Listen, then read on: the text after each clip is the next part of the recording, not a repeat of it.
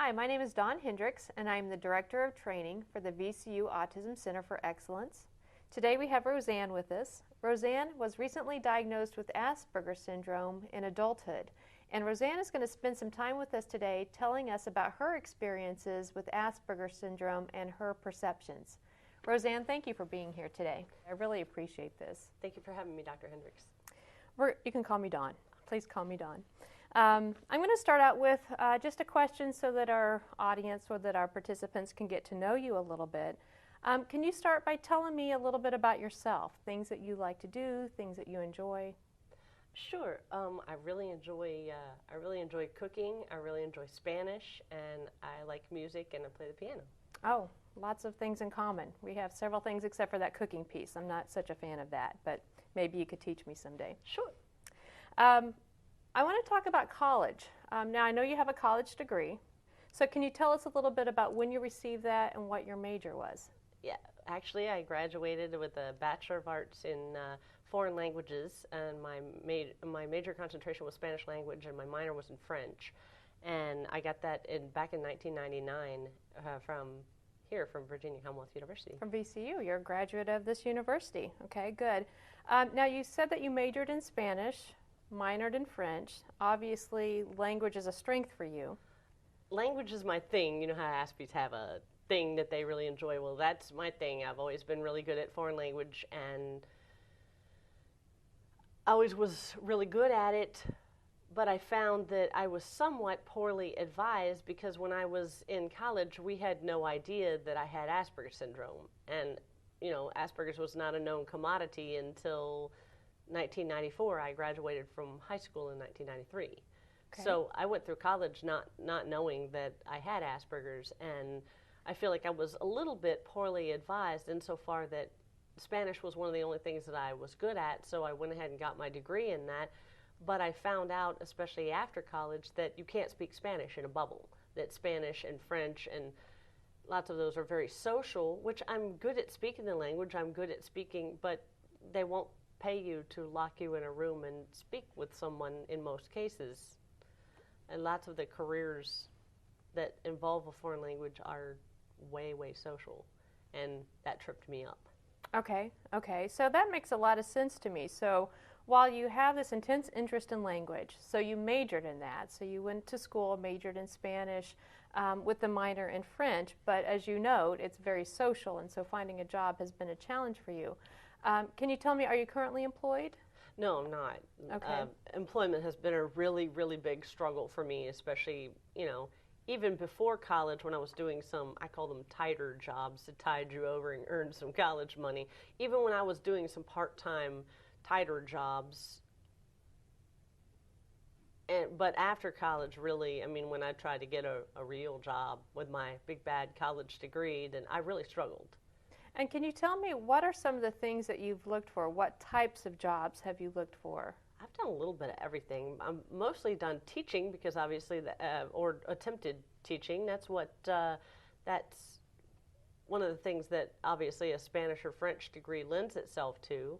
But I find that I really like the younger crew better, and I'm not too big on the high school students. And the fact that just no matter what school you're in, it's really social and political, and I've had a hard time dealing with some of that also. Okay. Can you expand on that a little bit? So you mentioned your jobs have really focused on education, on teaching. So it sounds like you have this tremendous command over the language piece. So you're an excellent teacher because you know the language so well, you know the content so well. However, the social piece has been the challenge for you with work. Is that correct? Right. Like getting along with mostly the boss and coworkers, understanding what, you know, they're looking for me to do. Sometimes that's been a hard thing for me. I usually, you know, like you said, I have a good command of my subject. I know what I'm doing. Most of the time the kids like me, but I have a hard time with, you know, the social piece of it. Okay. And I have to emphasize it, it's not just teaching, it's most of the jobs that I've been in, it's not that I don't have the ability to do the job, because I definitely do. You look at my resume and you're like, wow, she's qualified to do this, but, you know, and people really want the Spanish skills. They like they like the fact that I'm bilingual and so forth. I think I come across reasonably well to most people most of the time, but I struggle with the social piece. I struggle with the I just really struggle with the social skills, Okay. and that's. Is there one particular social skill that you could tell our audience that is really challenging for you?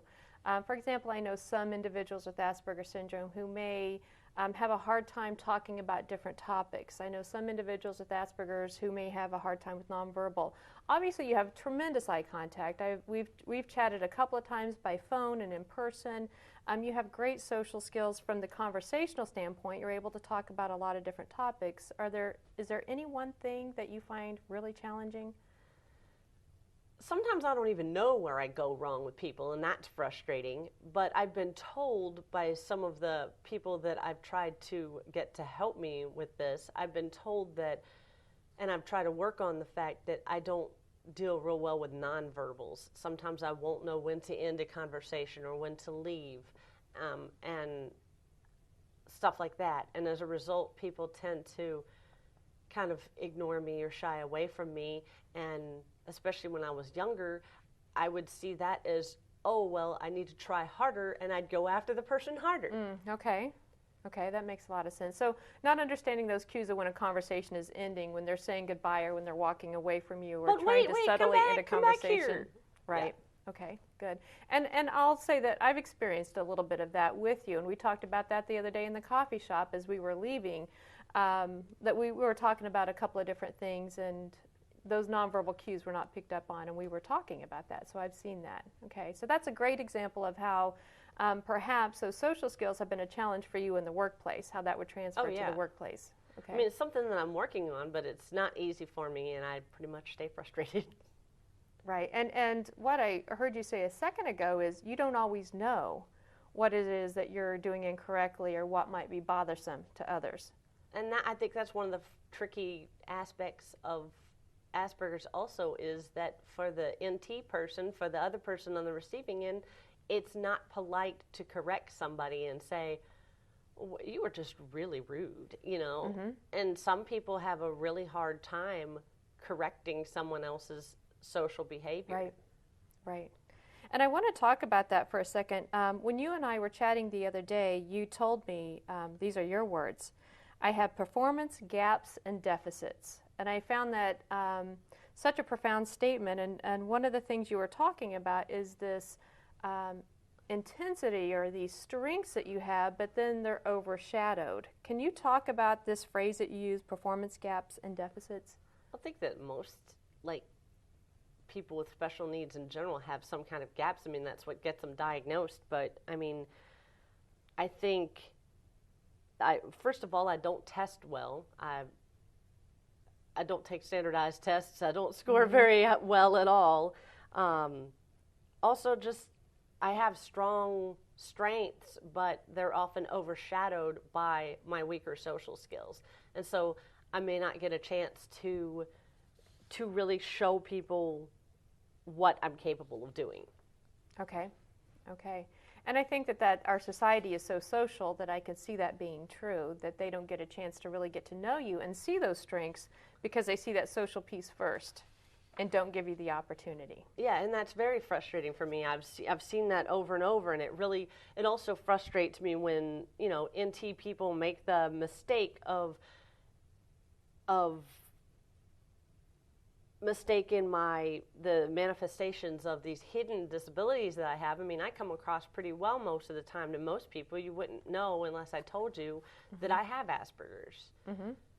Unless you're like an expert at it and you really know what you're looking for. Right. And I think that's a really important point. I think that's a really important point from the perspective of, we often call Asperger's a hidden disability. Again, you're very articulate, you're very well put together, you're well spoken, you're well educated. Degree, yeah. All of these tremendous strengths, but yet you require supports in some really critical areas. Right. Okay. All right, so that makes sense to me. Again, you use that phrase, performance gaps and deficits. And I do want to help our participants understand, you keep using the initials NT. NT refers to neurotypicals, which some individuals call people who do not have an autism spectrum disorder neurotypicals, Right. meaning that they're neurologically typical. So I just want to help the audience to understand that. All right, I'm going to jump back for a few minutes, and what I want to do is I want to talk about your diagnosis. You mentioned a few minutes ago that you were not diagnosed in college. So when did you receive your diagnosis? How did that occur? Well, I've only known for about 3 years. I was diagnosed in March of 2008. I was about a month shy of my 33rd birthday. So I always knew that I was different. I always knew that there was something wrong, but I never knew exactly what it was. And I knew in college, I never knew in high school, but I knew in college I learned that I had a learning disability. And then in 2005, I found out that I had ADHD. But even after those two diagnoses, I was like, there's still something wrong going on. I'm still not keeping jobs. Obviously, something's missing here. And it was around that time, between 2005 and 2008, that I found out about Asperger's. And I started reading as much as I could get my hands on about it. You found out about it on your own then? Yes, ma'am. Okay. Keep going. I'm sorry. I found out about it on my own and once I found out about it, I was like, wow, this makes a lot of sense for me. This is clicking. This is, this explains a lot of things that have happened in my life as far back as I can remember. So what are some of those things? Can you remember? What are some of the things that you read that you thought, this sounds like me? Autism, Asperger's, people have like a connection to strange things, or they'll line things up and things like that. My mom used to get so angry with me because I would take her trashy romance novels and she thought I was reading them. I wasn't reading them. I had a preoccupation with beauty contests when I was a kid. Okay. I would take these trashy romance novels and I assumed, and this is something that I assumed as a little Aspie, 6 years old, I assumed that the lady's name that was the author on the cover, I assumed that was her picture underneath. It's usually not. It usually has something to do with the book, which I was not reading the book at all, even though I probably could have. I was an early reader. I read at 4. I loved sitting in front of Mr. Rogers and the Electric Company and Sesame Street. I read early. I had a tremendous vocabulary. I was articulate even as a little kid. I probably could have read the book. My mom's glad I didn't, but she always assumed that I did. And she would get mad at me. She would get these things for 50 cents at a yard sale. I would go through these yard sale bags of these Harlequin romance novels that she would buy, and I would line these suckers up in a certain order on the bed and have these beauty contests. Well, the winner is Mary Higgins Clark, and I'd be like, my mom got upset when I would do that, but now I realize that things like that, just really, really Aspie. Okay, so some of the behavioral pieces, so intense interests and lining things of that things nature, up lining things up. You talked about your experiences when you were younger, lining things up, having a preoccupation with beauty contests. And you mentioned at the start of this interview that your interests now relate more to language. Spanish, French, and so on. Is that correct? Oh, I've always been interested in that also. I remember I had a 3rd grade teacher who really did a lot of Spanish and stuff with us, and I just remember always being really interested in stuff like that. My parents every year would take us to the International Food Festival when it was down at the Richmond Coliseum. That thing used to be huge. It would fill up the whole Coliseum and eat food from all over the world. So I was always interested in foreign cultures and things like that. And I was always interested in language and poetry. I was really obsessed with poetry when I was a kid. I would read poetry books, read the dictionary, and things like that. So not many young children I know sit down and read the dictionary. No. So that's interesting. And I think one of the things that strikes me also is your interest in language and poetry because we think of Asperger syndrome as being a language-based disability. It's a social and language-based disability. So I think that's a very interesting point you make, that this is a real strength for you. But when it comes to that social piece of using that language and that communication, that's where the breakdown is. I think I've been lucky. I think it's a double-edged sword being so high functioning, first of all. I think in many ways, because I'm so high functioning, I am at a disadvantage a lot of times. People assume that, oh, well, she has a college degree, she can do that. Or, they assume certain things. Sometimes I don't know what they're assuming, but I'm like, okay. I don't know. I get real frustrated and confused about it a lot. I mean, I just know that I'm really lucky because I was always lucky that I understood, the language. I understood what people were saying to me most of the time. And I think part of that was because they say that, with Asperger's, you either define the trait or you defy it. And I think I see little bits of both with me. I mean, most Aspies are really, really good at math. Well, I got thrown a curveball. I have a learning disability in math. Okay. So that threw me off. And so by that, you're saying you defy the trait. So just to stress, you define it, meaning you fit the criteria of Asperger's, or you completely defy it, meaning you go in a different direction. Okay. And I found that to be true with me, too, that either you're really true to the criteria or maybe... But everybody is different. And right, and it speaks to that heterogeneity of this disability, of how very different everyone is. Right. And I think it's important for people to know, I'm a person first, So. Yeah, and I really enjoyed getting to know you through this whole experience very much. So I'm going to take us back to the diagnosis. You had mentioned that you discovered Asperger syndrome on your own, through your own readings. And I want you to take it from there. So you start reading about Asperger syndrome, you start thinking, gosh, this is a match. This might describe me. What happened from there? Well, I was working with DRS because the Department of Rehabilitative Services, I was working with them thinking, okay, they can help me with my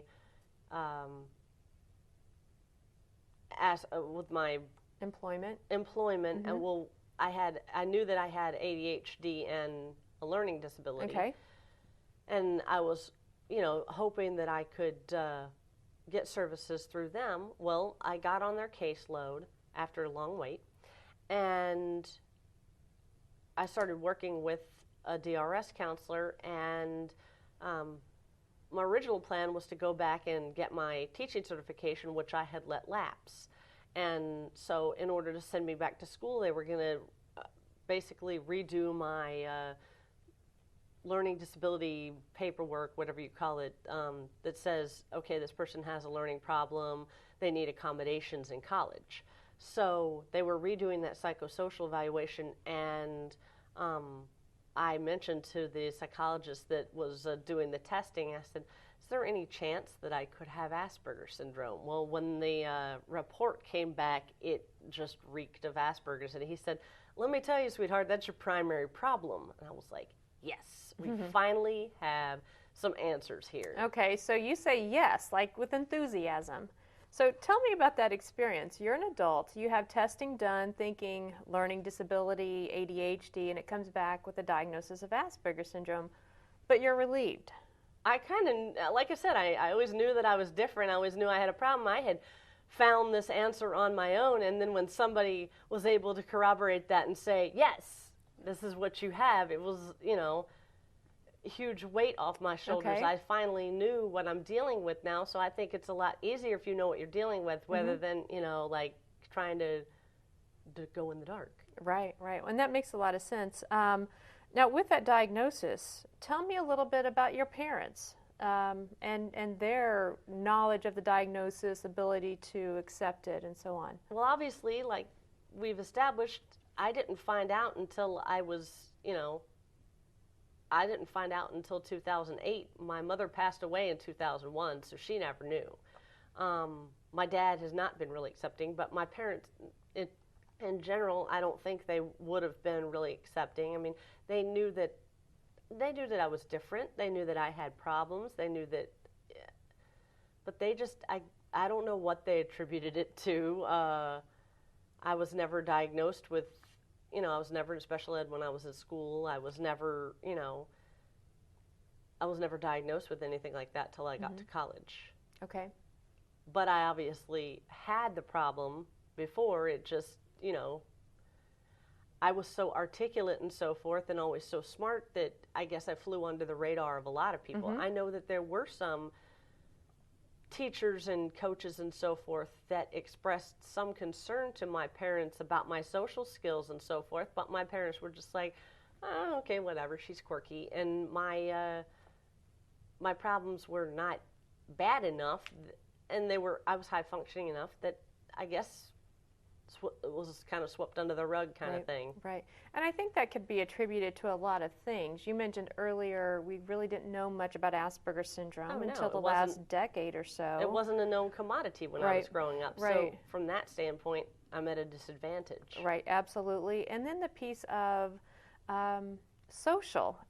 Right now in our educational systems, we're starting to more and more recognize that social skills are a part of our educational process and should be included with goals and objectives, and we need to target these skills.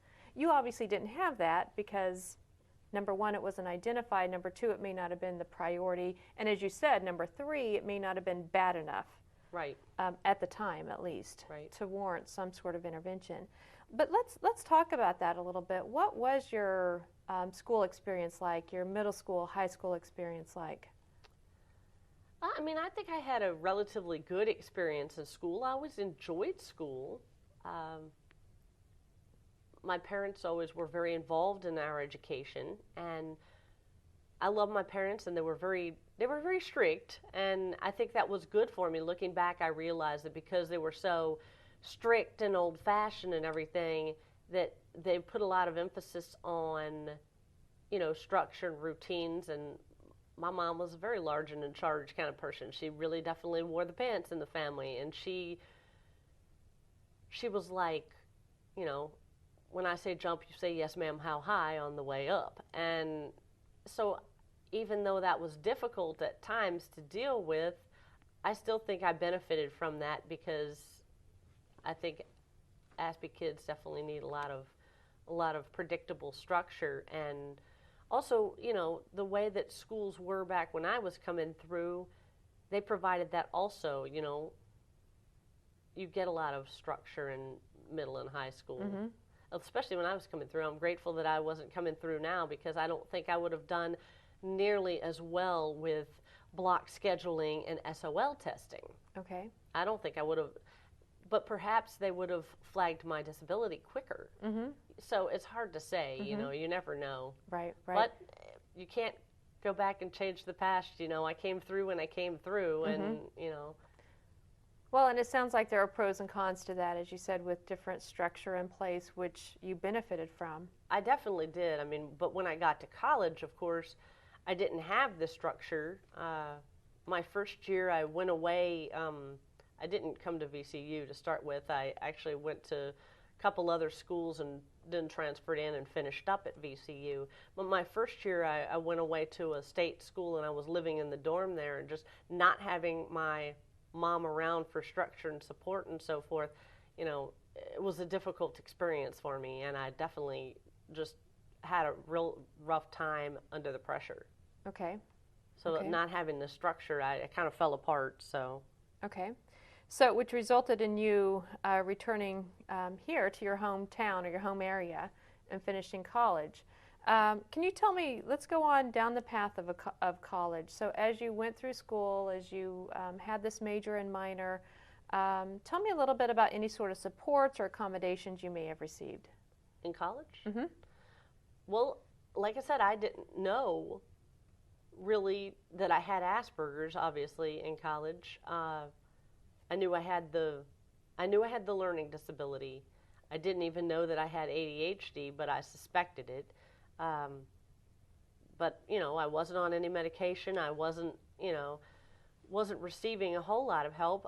When I came here to VCU, I tried to get accommodations, and they told me in the disability office that I didn't have the right documentation that they required, and so they wouldn't give them to me. And I looked the lady in the eye and I advocated for myself. I'm like, are you crazy?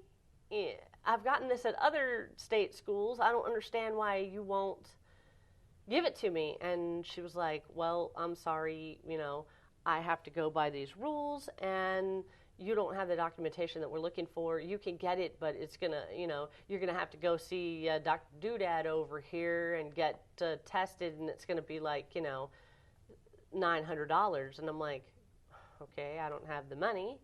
And, I didn't feel like my parents were very supportive and so forth. And that was a major problem, that I didn't feel like I could really go to my parents. I tried, but I had a lot of tension with my parents because of a lot of the miscommunication and just misunderstandings because of the Asperger's. I mean, I clearly see that looking back, but I didn't see it before.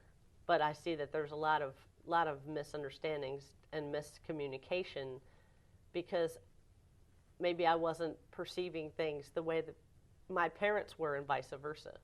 Okay. So when we were speaking the other day, you had mentioned, however, receiving some accommodations here at VCU. Can you tell me about how that transpired? I did receive a few, but that was because I actually just went to the professor on my own, and I said, look, I have this problem. I'm going to, it would really help me to be successful in your class if I could take this test privately in your office, or if I could have a note taker for this class or whatever. There were a few things like that I would ask for from time to time. I didn't ask for it in all of my classes, but like I remember a science class I asked for that in. And the professor was actually surprisingly accommodating, and she agreed with me that the lady in the disability office was difficult to deal with, and that this is not the first time that she'd heard that. And so she was very accommodating and gave me what I was asking for, which I don't think was that much. And but I did advocate for myself. And back before I really understood what advocating for myself really was, I've always been one of these people that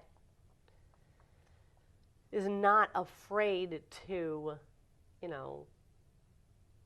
to speak up for myself and to go after what I want. Sometimes that kind of backfires on me because I am very singularly focused and I go about it really hard charging or go about it the wrong way. And like I said, over the years, my things have been blamed on different things. I mean, my parents just always assumed I was a weird, quirky kid who had a really strong personality and offended people. Well, they blamed it on, bad personality or laziness or, it frustrates me, like I was alluding to earlier, that people mistake the manifestations of Asperger's, which is a hidden disability. They mistake it for, I've been told any and all of the, willful disobedience. My parents told me that.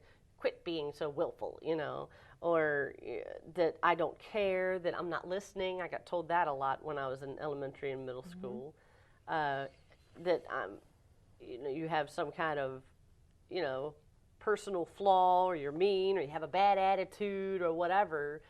And that's not the case at all. I don't set out to say, guess what? I'm going to have a bad attitude and I'm going to lose my job today. I don't think most people set out and say, guess what? I'm going to get everybody to tell me that I have a mental illness and that, I'm a mean person who is rude, Or I'm not going to deliberately listen to you. Exactly. Which is... Obviously, I'm trying to be successful, but once again, that sometimes I don't quite know how to get there or what I'm supposed to do, and I have to be told things very directly, more directly than most people, and it's very frustrating. Once again, being so high functioning is totally a blessing and a curse. I mean, obviously I want to be successful, but, you know, like I said, sometimes I don't know how to go about that. Well, I'm going to go back to then the accommodations and modifications that you received. So one of the things I find so impressive about you, Roseanne, is that that self-advocating. So I want to stress that when you were in college, it was a number of years ago. So the players have changed here at VCU. A lot has changed about knowing about disabilities and supports for college. We also know a lot more about Asperger syndrome. So again, there's the pros and cons for when you went through college. Oh, I came through way ahead of my time. Yeah, and so I'm sure that there would be a vastly different experience for you now, or a somewhat different experience for you now. But one of the things I find so impressive is that you were aware of some of the assistance that you needed at the time to get yourself through college. So some of the things that you mentioned: private testing, so testing in a nice quiet place, note-taking. Yeah, because I was really easily distracted. Okay, okay. Can you think of anything else that was helpful for you during your college experience? Priority registration was a lifesaver. Okay, priority registration. Okay, why is that? Why was it a lifesaver? Because that way I could make sure that I got into the classes that I needed. Okay, okay, so that was another helpful piece. Okay, anything else you can think of? Not really. Okay. If I think of anything, I'll tell you. Okay. Well, one of the things I wrote down that you just mentioned is being told something directly.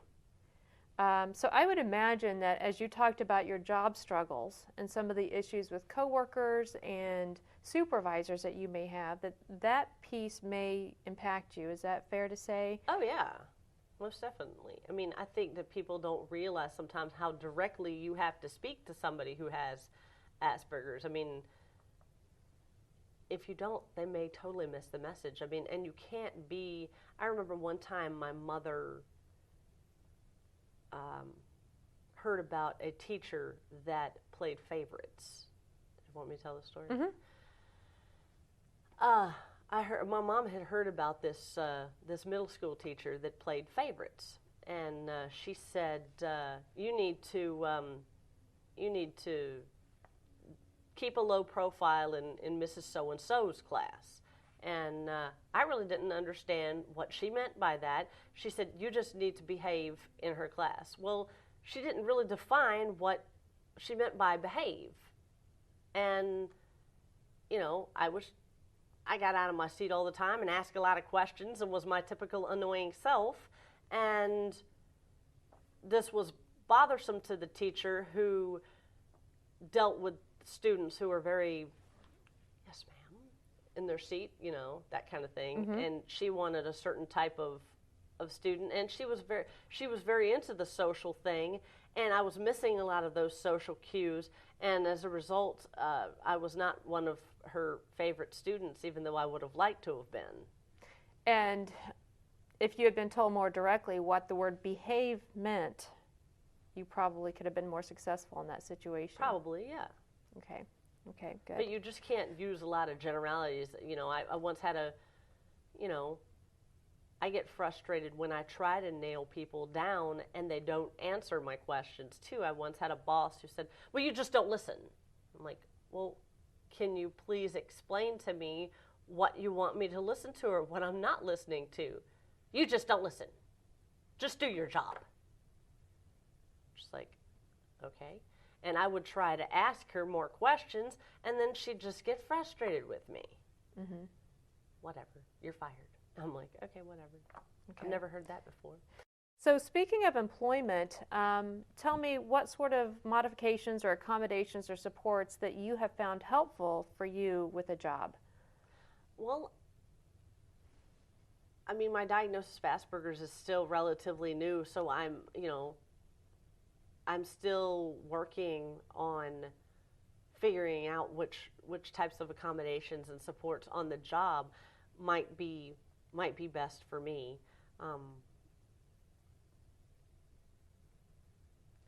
So some of the things that we had talked about is looking at, with education, there's obviously a huge social component. So maybe a job that's not quite as social as something like education.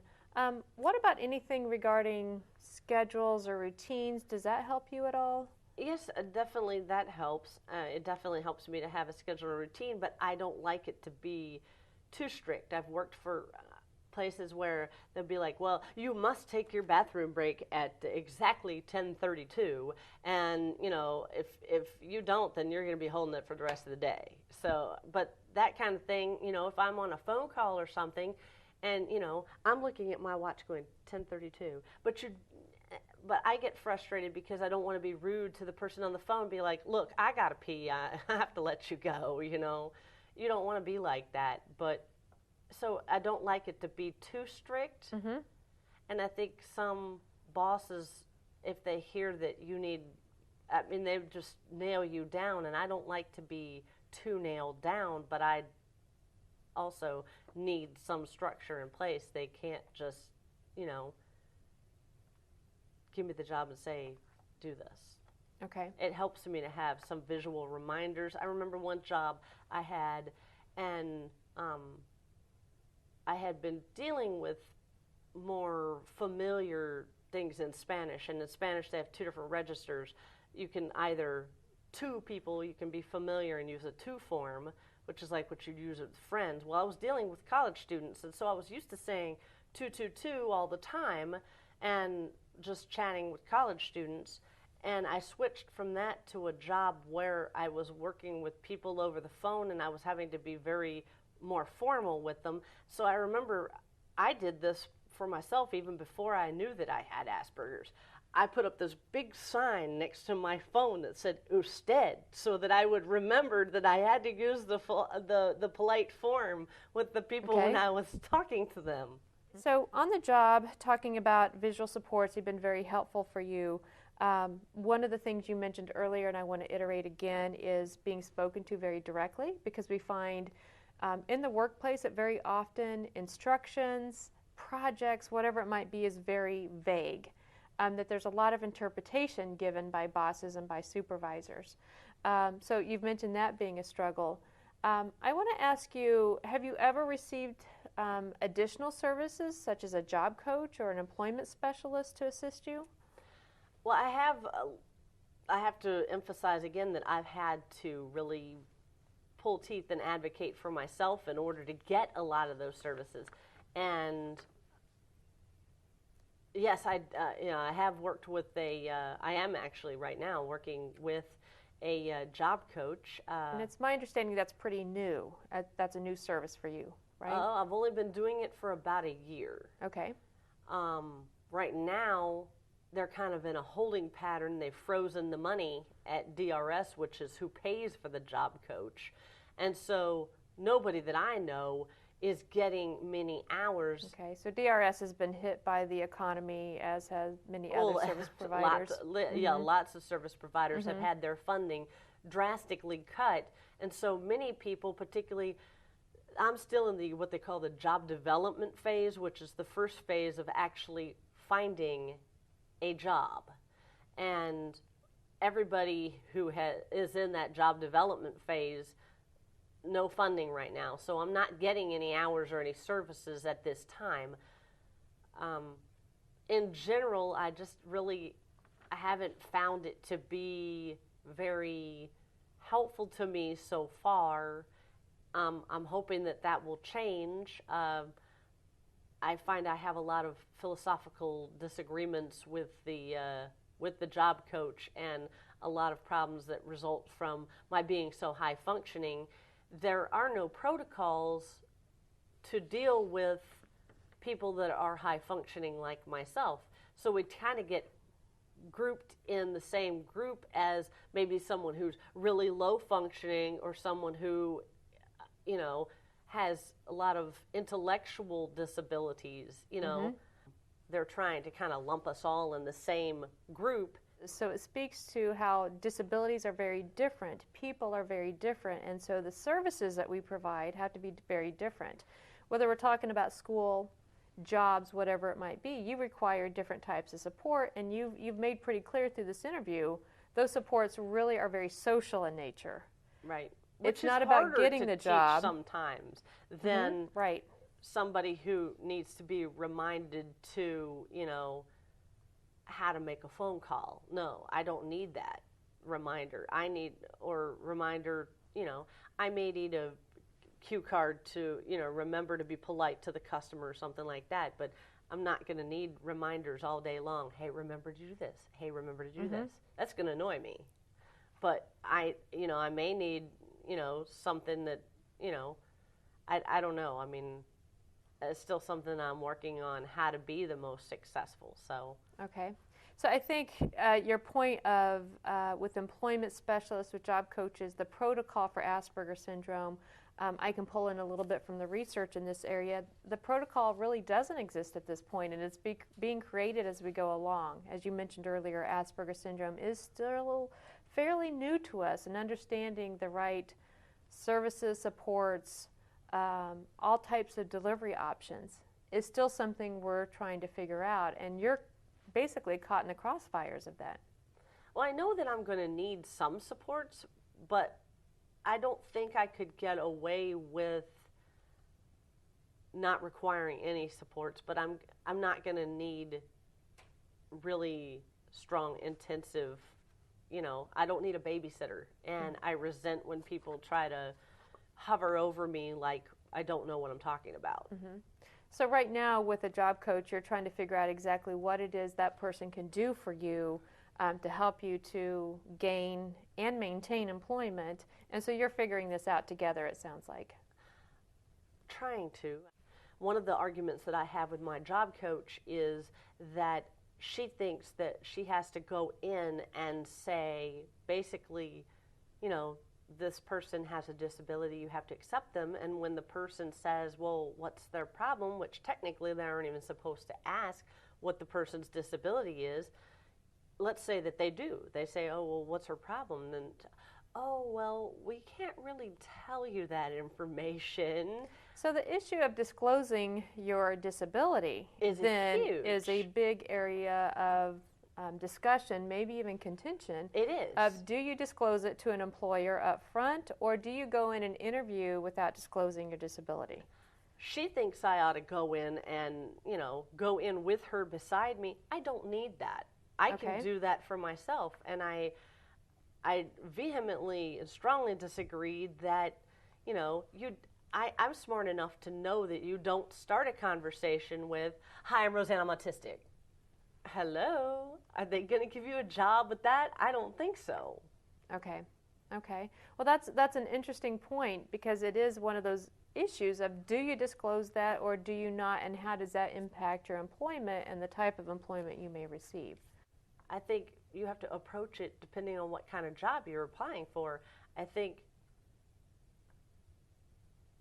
it just depends, And I think you're right. I think it probably does depend, and certainly your opinion is the most valuable opinion here, or when it comes to you getting a job, on your comfort level and your desire to disclose the disability. That becomes a very personal decision for anyone who has a disability. I'm going to disclose, but I think that disclosing before a job offer is made is generally a mistake. Okay, and so that's how you would like to approach it. Okay. But there's not a whole lot out there. I mean, I don't know what the right answer is. Obviously, I don't have a job yet. Okay. All right. Well, I would like to go ahead and ask you one more question, if that's okay. And I would like to ask you, you are a person with Asperger syndrome. You are speaking to potentially hundreds of people throughout the state of Virginia. What would you like for them to know about Asperger syndrome?